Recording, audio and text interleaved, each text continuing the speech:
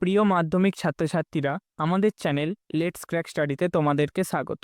তো আজকে আমরা চলে এসেছি মাধ্যমিকের রাইটিংয়ের আরেকটি গুরুত্বপূর্ণ টপিক বায়োগ্রাফি নিয়ে। কারণ বায়োগ্রাফি হচ্ছে এতগুলো রাইটিংয়ের মধ্যে সবচেয়ে ভালো স্কোরিং টপিক। এর কারণ বায়োগ্রাফি হচ্ছে একটি মাত্র ফরম্যাটের ওপর বেস করেই লেখা যায়। যদি তোমরা একটি মাত্র বায়োগ্রাফির ফরম্যাট রেডি করে নাও, তাহলে তোমরা হিন্টের সাহায্যে অনায়াসে যে কোনো মহান ব্যক্তিত্বের তোমরা বায়োগ্রাফি অনায়াসে বানিয়ে নিতে পারবে। আমরা এর আগে অলরেডি একটি ভিডিওতে বায়োগ্রাফির ফরম্যাট উদাহরণের সাথে একটি বায়োগ্রাফির ফরম্যাট অলরেডি চ্যানেলে আপলোড করা আছে। যদি তোমরা এখনো পর্যন্ত না দেখে থাকো, সেটাকে গিয়ে দেখতে পারো। সেটা এই ভিডিওর ডেসক্রিপশানেও পেয়ে যাবে ও আই বাটনেও আসছে, সেখান থেকেও পেয়ে যাবে। ওটা দেখলে তোমরা বুঝতে পারবে কিভাবে একটি বায়োগ্রাফি লিখতে হয়।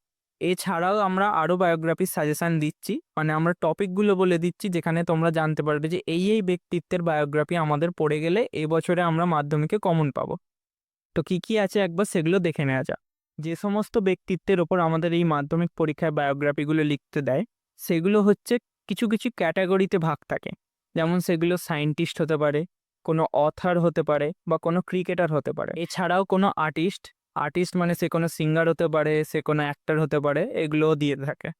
তাহলে আমরা বলে দিচ্ছি না যে এরই পড়ো এরই আসবে, আমরা একটা ওভারঅল ক্যাটাগরি বলে দিলাম। সেই ক্যাটাগরি থেকে একটা করে তোমরা দেখে নিলেই অনায়াসে কারোবি লিখতে পারবে, কারণ ওখানে তোমাদের হিন্ট দিয়ে দেবে, তোমরা হিন্টের সাহায্যে লিখতে পারবে। তাহলে তোমাদের যদি একটু ইংলিশ স্ট্রং থাকে, তাহলে তোমরা খুব ইজিলি লিখে আসতে পারবে। এবং যাদের ইংলিশ তুলনায় একটু উইক আছে, তাদের জন্য আমরা অলরেডি বললাম যে ভিডিও বানিয়ে রেখেছি ফরম্যাট ও উদাহরণ সহ। তোমরা সেটা দেখলে খুব ইজিলি বুঝতে পারবে এবং তোমাদের এই ভয়টিও কেটে যাবে। তো ভিডিওটি এই পর্যন্তই ছিল। ভিডিওটি যদি ভালো লেগে থাকে, তাহলে ভিডিওটিকে লাইক ও চ্যানেলটিকে সাবস্ক্রাইব করে বন্ধুদের আরও শেয়ার করে দাও, যাতে ওরাও এই ভিডিও দেখে উপকৃত হতে পারে। দেখা হচ্ছে পরবর্তী ভিডিওতে।